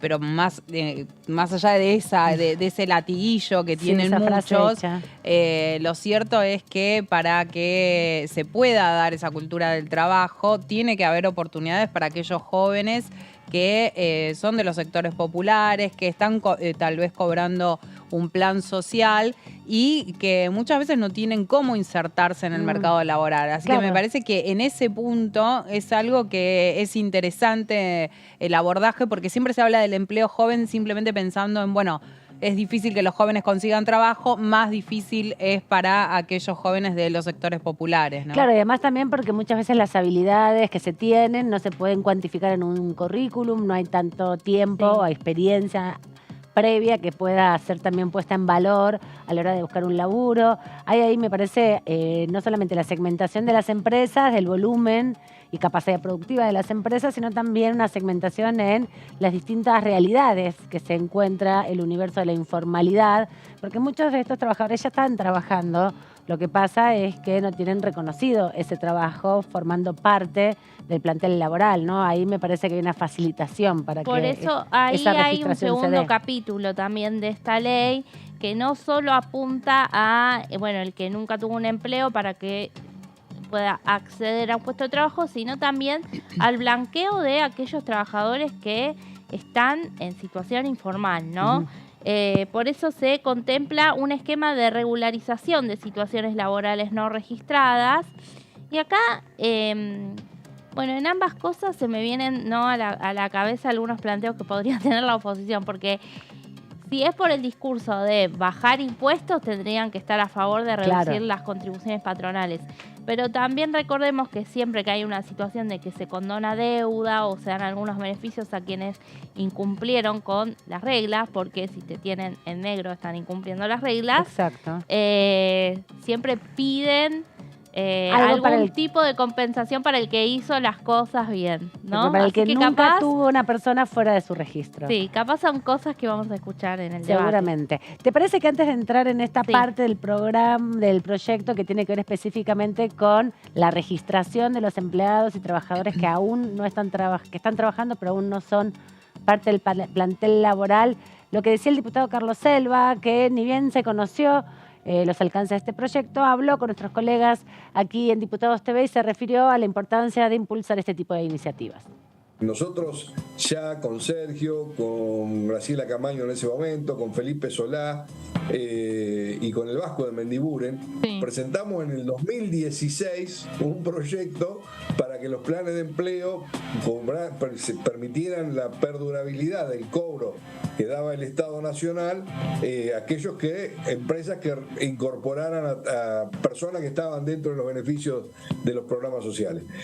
Eso fue un paso que obviamente hicimos la ley, Macri nunca la reglamentó, nunca lo instrumentó, o sea, Juntos por el Cambio, no lo circunscribo a Macri.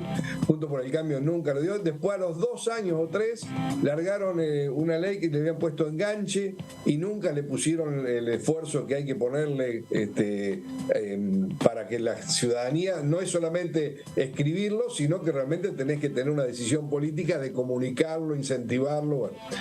¿Qué hace Sergio ahora? Redobla la apuesta. No solamente les garantiza la regularización del cobro, sino que aparte les dice que por 2 años, y te digo, no conozco el detalle, pero sí tomo lo más fuerte, pero que va en la misma línea de esto, de tratar de formalizar empleo, que por 2 años no van a tener que pagar cargas sociales. Entonces digo, estamos tratando de regularizar la economía, pero particularmente mirando el empleo como el mejor ordenador social que conocemos, por lo menos los que viviendo en democracia.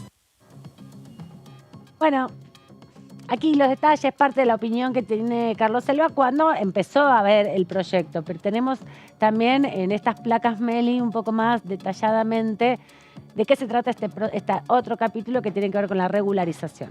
Sí, ya vamos a ir ahí, bueno. Pero antes, mira, tenemos en las placas un detalle de cómo va a ser en el caso de que se empleen a personas, como decíamos, beneficiarias de planes sociales, ¿no? Por 12 meses el trabajador podrá mantener el plan social como complemento al salario, pero además deberá acceder a la obra social y a RT, es decir, ya a derechos laborales, ¿no? Vamos a lo que va a hacer el Estado, en definitiva, es va a mantener el pago básico, que es lo que aporta el programa social, y el empleador o la empleadora va a compensarlo para que alcance el salario de convenio. Sí, exactamente. Es, digamos, un año de transición, ¿no? Sí. Es ese puente, ¿no? Del que tanto se habló aquí en la Cámara de Diputados con los distintos proyectos, que es este puente de tener un empleo formal. Y también es como un poco retomar la idea de los ATP, en un cierto sentido, ¿no? Cuando la empresa no llega, poner una base desde el Estado y que complemente el salario de convenio, que eso se actualiza con la paritaria, además. Claro. Hay que decirlo. Bueno, el trabajador que participe del programa Emplea Pyme tendrá que capacitarse y completar cursos de formación en oficios. Esto en parte de también lo que vos decías, que a veces hay personas que no tienen forma de demostrar lo que saben. Que poner en el currículum. Exacto, ¿no? Sí, es un dramón, sobre todo para las juventudes, eso. También podrán acceder al programa los trabajadores de cooperativas municipales y de organizaciones sociales. Contempla este proyecto. Ahora sí, pasamos a la siguiente, que tiene que ver con lo que decíamos antes, que con el objetivo de incrementar el trabajo formal se propone un esquema de protección y regularización de situaciones laborales precarias para que las pymes regularicen relaciones laborales vigentes del sector privado iniciadas con anterioridad a la fecha en que se promulgue la ley. Bien.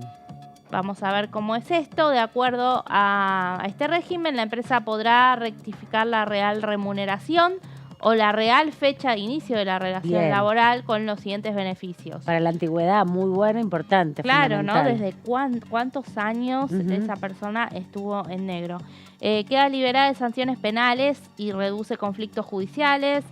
Puede subsanar la baja del registro de empleadores con sanciones laborales, Repsal, si es que estaba allí, denunciado, porque para que esté ahí hay que denunciarlo. Son Exactamente. Anónimas las denuncias, hay que decirlo. Se puede denunciar a los jefes o a las jefas que te tienen sin registración.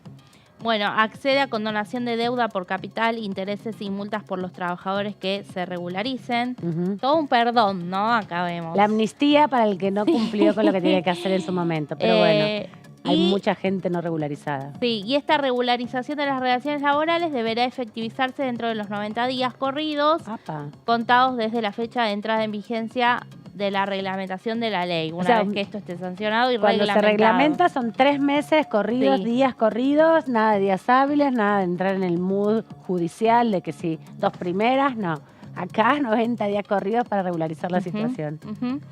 Y bueno, los empleadores y las empleadoras que regularizan relaciones laborales en los términos de este régimen, de hasta 10 trabajadores inclusive, gozarán de los beneficios, ¿no? Que mencionábamos también antes. A partir del trabajador o trabajadora número 11 inclusive, estos beneficios, los empleadores, como te decía, mientras que el trabajador, ahí se me fue. Ahí se fue la placa. Bueno, yo te la leo acá. Dale. Dice que a partir del trabajador o trabajadora número 11, Ahí inclusive, está. ahí está. Sí. Perdón. Lo que decíamos, ¿no? Los empleadores que regularicen, bueno, recibirán, gozarán de estos beneficios que habíamos leído antes, Claro, de pueden condonación de acceder. deuda, de que si están en el registro sancionados. O sea, se les no pueda dar la solamente baja. para entonces empresas que, por ejemplo, si vos tenés 20, 25 personas en el plantel laboral y las cuales hay 11 que están contratadas y no están bajo el régimen de monotributo y no están como trabajadores del plantel. Ese hasta 11, entiendo que es, ¿no? Es hasta 11 inclusive, son los que se pueden, en definitiva, regularizar. Porque si no, se pasa de ser una mini pyme a ser ya una mediana empresa, ¿no? Es como que cambia la categoría de la empresa. Exacto, sí. Esto es importante también, ¿no? Que el trabajador no perderá aportes, pues el Estado le computará los aportes no ingresados por los empleadores por hasta 60 meses. Y para el caso de ambos beneficios, las pymes no podrán reducir la nómina laboral y no podrán tener ningún trabajador no registrado. Es decir, si quieren tener todos estos beneficios, todos en blanco. De ahora en más, y nada de contratar gente. Y a nadie se echa. Exacto, a nadie se echa y a nadie de contratar por afuera Claro, las eso condiciones. es importante remarcarlo, ¿no? Que no se puede despedir a trabajadores para después tomar a alguien más joven que vamos a mantener, por ejemplo, que va a ser en más un barato plan para social, él. porque claro, que va a ser termine más siendo barato. más económico o reduzca los costos para la empresa, porque si no... ¿Cuál es el chiste? Claro, echás a los trabajadores o trabajadoras que tenés para sumar, aparte de los trabajadores más jóvenes, con este régimen. Y además lo que se busca también con esta discusión es que en definitiva el empleador, la empleadora, la figura de la patronal no ponga como excusa que le sale muy caro. Entonces le dan 2 años para amortizar y toda esa capacidad productiva que aporta un nuevo trabajador, una nueva trabajadora, sea ahorrado de algún modo, sea amortizado a lo largo de los años, de los 2 primeros años, para que después sí, ya en plenitud, se pueda hacer cargo de todo el costo que tiene justamente un proceso de contratación. Y es importante porque en los balances aparece el costo laboral. No es que está borrado, que es poco claro, sino que es parte también de lo que los empresarios utilizan para sacar créditos, para acceder a beneficios, para acceder a muchas condiciones que hacen que o tengan mejores condiciones crediticias o accedan incluso a regímenes especiales para bajarles impuestos. Así que no es que no pudieron, no tienen muchos beneficios, se quedaron con la plata en el momento que tienen que tenerla y por eso no aportaron a la sostenibilidad de los trabajadores. Vamos a ver qué decía el diputado Daniel Arroyo también, que se refirió a este tema en las últimas 24 horas, justamente cuando se presentó el proyecto. Apunta básicamente a bajar lo que serían aportes patronales y darle incentivo fiscal a las empresas que toman jóvenes como primer empleo. Yo lo que creo que la pandemia extendió la adolescencia y extendió la juventud. Mi mirada siempre era niño de 0 a 14, de 14 a 18 adolescente, 18 a 24 joven. Yo creo que se extendió y hoy los jóvenes son hasta 29. Un joven de 28 a 29 años tiene el mismo problema que uno de 23 y de 22 en Argentina para conseguir trabajo. O sea que yo sí apostaría a que se suba la edad, pero más allá de ese concepto, el proyecto lo que apunta es que las pymes que tomen jóvenes como primer empleo tengan una deducción impositiva importante. Las pymes generan entre el 75 y el 80% del trabajo en la Argentina. Si buscan trabajadores, sobre todo en la construcción, en el textil, en la producción de alimentos, en los sistemas de cuidado de personas y en el reciclado, que es lo mano de obra intensivo, les va a convenir ir a buscar jóvenes como primer empleo porque tienen deducciones impositivas. Es un buen proyecto. Son de los proyectos que yo entiendo que deberían tener un consenso muy amplio, que cuando uno después ve el tablero debería dar 250 votos a favor, entiendo yo, porque claramente es algo positivo. No veo que alguien pueda estar en contra de eso. No esperar a que, no sé, la política que pueda, desde el punto de vista laboral, la política que puede llevar adelante el futuro presidente. Sí, lo que yo creo es que la política, uno puede discutir la política laboral en términos generales, pero hay sectores que tienen que ser incentivados. Claro. El nivel de desocupación de los jóvenes triplica el nivel de desocupación general, con lo cual incentivar la incorporación de los jóvenes en el mercado laboral, no creo que haya debate sobre eso.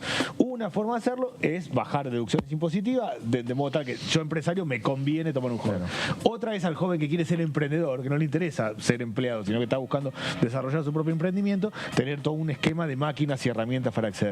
Mi impresión es que eso está bien y no veo que haya partido. En América Latina se está haciendo eso. En general no veo que haya debate sobre eso. Quizás un nuevo gobierno pueda tener alguna otra idea, pero que hay que incentivar la inclusión de los jóvenes en el primer empleo, eso está claro, ¿no? El diputado Daniel Arroyo también dando su opinión sobre este proyecto que el miércoles comienza a discutirse aquí en la Cámara de Diputados. Pero bueno, estamos ya en viernes a la noche, ya se nota que estamos con el mood de terminar la semana, nuestro cuerpo lo sabe y nos pide un poco de relax también a esta hora, ¿no? Sí, sí, un poquito. Y les vengo a convidar, compañeras, de una porción, de un pedacito del programa que hacemos todos los miércoles, Todo Cultura, que es como una pausa de relax, hablamos de otros temas, hablamos de las muestras, hablamos desde otra perspectiva de las actividades culturales que hay aquí en el Congreso, y tuvimos la posibilidad de hablar con Joe Stefanolo, que es abogado, que es muy famoso porque ha sido quien acompañó durante estos últimos 40 años de democracia toda la defensa de muchos artistas del rock que estaban involucrados en causas y denuncias por consumo de estupefacientes, ¿no? Es además el abogado en la causa Basterrica, que es el principal fallo que a fines de la década de los 80 despenaliza el consumo por tenencia personal. Después, bueno, se ratifica en el fallo Arriola y la historia sigue hasta nuestros días. Pero pudimos conversar con él, vino porque participó en agosto, a mediados de agosto, el 16 de agosto, de la 21 conferencia sobre políticas de drogas en Argentina, que es una actividad que hace 21 años se hace en este mismo Congreso, convocado por organizaciones no gubernamentales, por distintos espacios que trabajan para la descriminalización del consumo de marihuana y también de la estigmatización de las drogas. De esta manera se refería Stefanolo en un pedacito, una fracción de esta entrevista muy interesante que tuvimos el día miércoles. Nosotros siempre aportamos nuestro granito de arena y coincidimos totalmente con ellos que la única manera que existe en el tema del abordaje de las drogas es hablarlo. Hablarlo en familia, hablarlo en el colegio, hablarlo en donde sea. El tabú de no hablar es el gran mal que tenemos. Yo creo que es importante, y sobre todo los padres, lo digo esto con tantos años de trabajo en estos temas, que hablen, que no callen. En el tema de cuando vemos el caso ya crítico de alguien que está mal, generalmente está abordado por falencias, por carencias, a veces de cariño, de afecto y por silencio. No tenía con quién hablar. Exactamente. Entonces ese es el tema. Y bueno, y nuestra lucha está siempre del lado de no penalizar. Entendemos que el abordaje también que se debe dar para las drogas desde lo civil, desde lo social, desde el aporte de la comunidad en ese tema, pero no desde la cárcel. Desde siempre venimos luchando por entender que el que tiene problemas con las sustancias no tiene que estar preso, y evidentemente las decisiones de consumo personal tampoco, que pueden ser sociales o pueden ser de otro tipo que no son problemáticas, tampoco deben de estar castigadas con la ley. Otro problema también es el manejo de la droga legales, porque cuando vos hablas de las sustancias y las dividís entre buenas y malas, entre comillas, y toda sustancia en definitiva que ingerís en un grado que te pueda hacer mal, incluida el agua, te trae problemas. Entonces, primero respeto a las sustancias y después, entre las buenas y malas, si lo queremos decir así, o permitidas y prohibidas, la diferencia de, por ejemplo, los fármacos que se toman sin receta son tremendamente nocivos, y en eso no hay una ley que aborde una represión, ni mucho menos. Claro. Entonces, y está bien que así sea, pero lo que tampoco se habla de ese tema. Ahí lo escuchábamos a Stefanolo, el abogado que participó el 16 de agosto, les contaba, de esta 21 conferencia de políticas de droga. La consigna de este año era obviamente a 40 años de la democracia, despenalizar es una deuda. Vinieron muchos referentes de distintos lugares para dar cuenta un poco de el impacto que ha tenido todos estos años, la persecución de los consumidores principalmente, ¿no? Vos lo pudiste entrevistar también. Sí, yo lo entrevisté con mis compañeros en la radio, y lo que fue muy interesante fue poder puntualizar sobre algunos temas del documental que se hizo. Sí. que, bueno, ya está disponible. Sí, está en el San Martín. Sí, y tardó, nos contaba que tardó 10 años en hacerse ese documental. Wow. Porque, bueno, hubo varios momentos, él tenía como la idea de no estaba tan seguro de hacerlo. Y sí, demás. era la ópera prima del director y él decía, ¿por qué vas a tomar mi historia para eso? Y lo que me llamó mucho la atención del documental es algo que tal vez para los más jóvenes directamente van a tener que recurrir al documental para poder ver qué es lo que había pasado respecto al debate que se dio en su momento con Andrés Calamaro a partir de un recital que él dio en donde en un momento del recital dice algo así como la frase qué linda noche para fumarse un porrito y a partir de eso se armó un gran escándalo mediático, pero eso fue llevado a la justicia. De hecho, Calamaro fue llevado a juicio por este tema.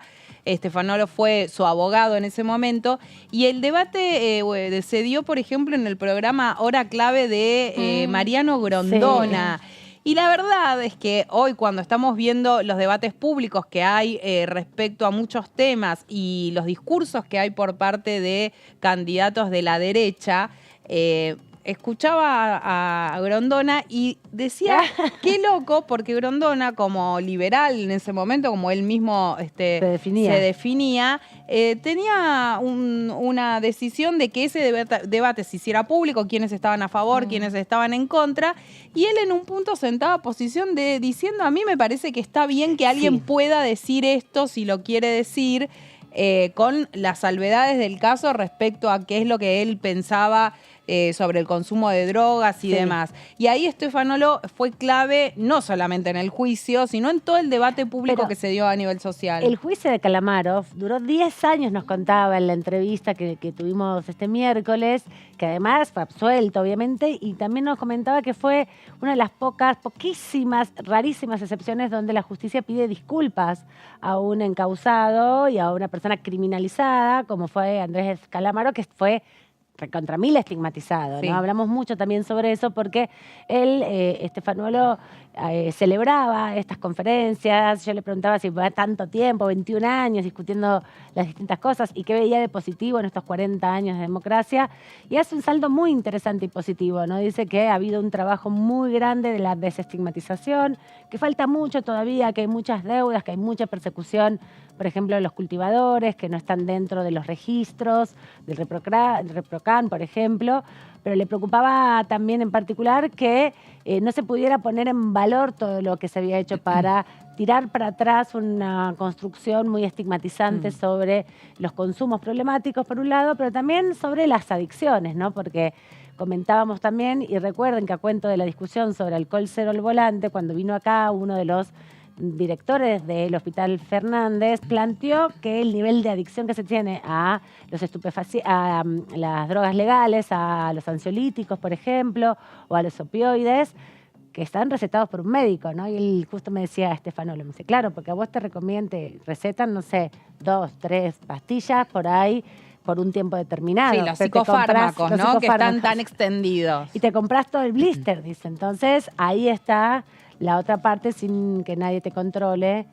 Bueno, cómo te volvés también muy adicto. También el doble discurso que hay, que tal vez muchas personas que consumen psicofármacos, inclusive consumen psicofármacos sin el control necesario que corresponde que tengan por parte de un médico o una médica, tienen posturas muy contrarias a lo que puede llegar a ser el consumo de marihuana y ni hablar con muchas personas que consumen alcohol y que sabemos que en muchos casos eso deriva en un consumo problemático y también tienen posturas en contra solamente de lo que es el consumo de marihuana. Claro. No hablo de otro tipo de drogas, pero puntualmente sí de esa, que además hay proyectos aquí en el Congreso, un montón para despenalizar. Se han intentado avanzar con algunos debates que, bueno, después se vieron frenados, ¿no?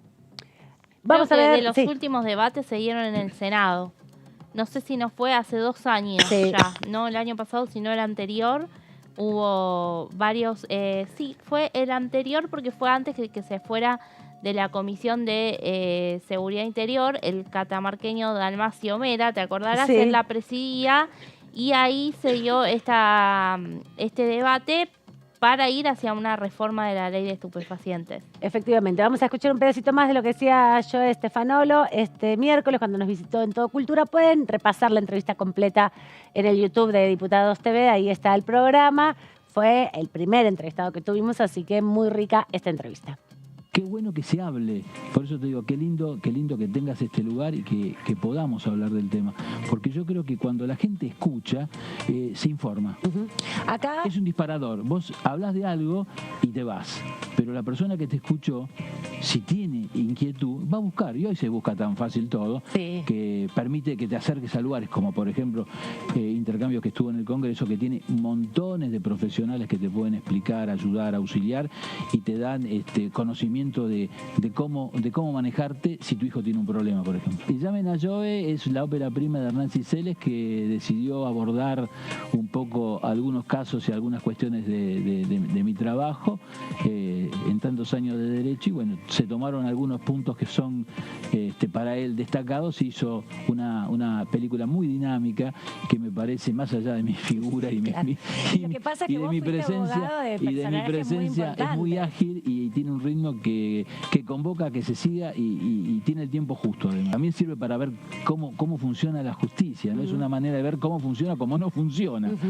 Tomémoslo como queramos, pero a veces vemos con nuestra historia que la hemos vivido a pleno en dictadura y por suerte en democracia, en largo periodo. Por suerte cumplimos 40 años a fin de año. Veíamos algunas imágenes de este documental que se llama Llamen a Joe Stefanolo. En definitiva, se está emitiendo ahora sábados, domingos en el Teatro San Martín, en el cine, en la parte del Centro Cultural. Así que pueden ir a verlo. Me dijo que te iba a quedar todo septiembre, así que hay 4 fines de semana, y 3 más para poder seguir adelante con esta historia que tiene que ver, bueno, con parte de nuestra construcción también de ciudadanía de los últimos años, y repasar un poco cómo era la criminalización de la juventud también en otras etapas de la vida, ¿no? Porque todo esto fue un proceso criminalizante sobre nosotros, digamos, cuando éramos jóvenes, cuando teníamos 18, 20 años. Seguimos siendo. Y mucha violencia institucional también tuvo de la mano, ¿no? Porque bajo esta careta de las racias que se hacían en los boliches, hoy recordábamos eso, con mi señora repasábamos, ¿te acordás? Las racias en los boliches, eso ya dejó casi de suceder.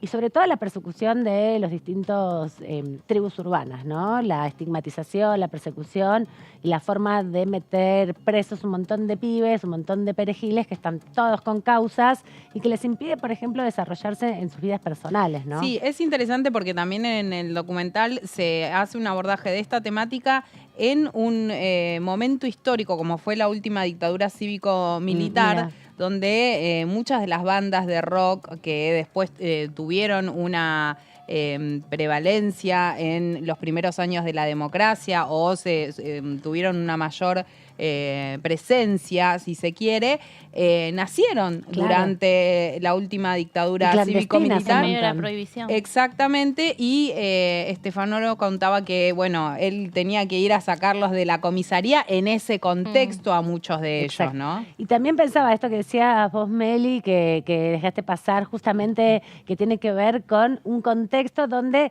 estaba todo criminalizado, ¿no? Recordábamos que se presentaban cientos de habeas corpus, que siempre que te ibas a un recital no sabías si volvías, te metían en cana. Hay casos obviamente paradigmáticos, Walter Bulacio es la referencia de ese momento histórico que, bueno, pese a que muchos años después hubo otras tragedias vinculadas con otras situaciones, los jóvenes, las juventudes siempre están estigmatizados, siempre están señalados como sectores conflictivos, ¿no? Y subestimados. Pero esta historia de Stefanolo está buena porque te permite, si sos joven, ubicarte en otro momento, desromantizarla un poco también. Los fines de los 80, principios de los 90, pero fueron años muy duros de mucha represión policial. Estaban muy desatados, había muchos policías todavía que habían sido funcionarios o habían prestado servicio en la dictadura. Fue la época de que hubo que sacarse a todos esos de encima. Bueno, muchos de ellos quieren volver ahora. ¿Qué decirte? Vamos a repasar el último proyecto que queremos compartir con ustedes en esta serie de placas que la vamos a compartir con mis compañeras acá. Tiene que ver con el programa de Plan 2030 para la Ciencia. Así que vamos a ir repasándola un poquito cada una porque fue lo último que se dictaminó en la Comisión de Ciencia, Tecnología e Innovación Productiva que preside aquí en la Cámara de Diputados el diputado radical Facundo Manes y que dictaminó, como bien decíamos, el miércoles el proyecto hacia un Plan Nacional de Ciencia y Tecnología e Innovación 2030, una iniciativa que impulsó el Poder Ejecutivo ya hace 1 año y medio ya, me parece, que tiene media sanción del Senado en fines del año pasado, ¿no? En octubre del año pasado. Así es. Es un proyecto que lo vino a presentar el propio Filmus aquí en la Cámara de Diputados, lo defendió y planteó algunos de los puntos principales. Acá veíamos en la próxima placa que, bueno, se proponen 10 desafíos nacionales y diferentes agendas que serán abordadas de manera conjunta entre las jurisdicciones. Justamente se apunta a que sea, bueno, algo, un proyecto lo más federal posible. Se busca erradicar la pobreza y reducir la desigualdad y vulnerabilidad socioambiental, impulsar la bioeconomía y la biotecnología para incrementar la producción sostenible y alcanzar la soberanía alimentaria. 2 puntos fundamentales, tanto lo que tiene que ver con aplicar la ciencia y la tecnología para la reducción de la pobreza y para el otro tema que también está vinculado a la necesidad de reducir la pobreza, que tiene que ver con la soberanía alimentaria, de la que tanto se viene hablando en el último tiempo, tanto desde el gobierno nacional, pero también son debates en los distintos foros internacionales, ¿no? Aparecen esta idea de la soberanía alimentaria, algo que, bueno, a través de la ciencia y de la tecnología es posible alcanzar y por eso está como una de las metas de este proyecto. Sí, tenemos en cuenta, por ejemplo, que en las últimas horas se difundió que en equipos científicos argentinos están trabajando para descontaminar el agua de presencia de glifosato, por ejemplo. Bueno, es parte de entender estos lineamientos de investigación que permitan focalizar las energías. Hay más puntos de este proyecto que, como les decíamos, impulsa el Ejecutivo Nacional. Sí. Además, la iniciativa apunta a contribuir al diseño de políticas para fortalecer la democracia y ampliar los derechos ciudadanos, también construir una educación inclusiva y de calidad para el desarrollo nacional, promover la industria informática y de las tecnologías de la información para la innovación productiva y la transformación digital, y potenciar la transición al desarrollo sostenible, además de fomentar y consolidar un sendero para la transición energética. Es bastante ambicioso, ¿no? Acá vemos sí, pero es medio general temas. También. Es general, exactamente, porque además está dividido en distintas agendas, ¿no? Es un plan que en sí el proyecto es muy corto, pero después tiene anexado justamente todo ese documento. Claro, los 10 puntos, digamos, y estas agendas también para poder, bueno, marcar un ritmo de investigación, ¿no? La idea no es que de cada uno de estos puntos a los 10 años salga inmediatamente un proyecto, un programa, sino, bueno, cómo focalizar y cómo buscar también como Estado recursos para que se invierta en la investigación en este sentido, ¿no? Con la alianza que se hace a partir del ingreso de Argentina a los BRICS, me parece que hay con India, con Brasil. Argentina es uno de los países que igual está como en lo más bajo que destina el PBI a ciencia y tecnología. Hay una ley que se aprobó que hacia 2032 se propone llegar al 1%. Este plan justamente tiene, creo, algunos números un poco más elevados, más ambiciosos, pero los países más desarrollados son los que más aportan en ciencia. Esa fue la discusión que salió días atrás también con lo que tenía que ver con la discusión en torno al CONICET y demás, ¿no? Pero sí, bueno, abarca todas estas aristas este plan porque justamente es integral. Algo más de la síntesis de este proyecto tenemos en la placa. A ver, para repasar.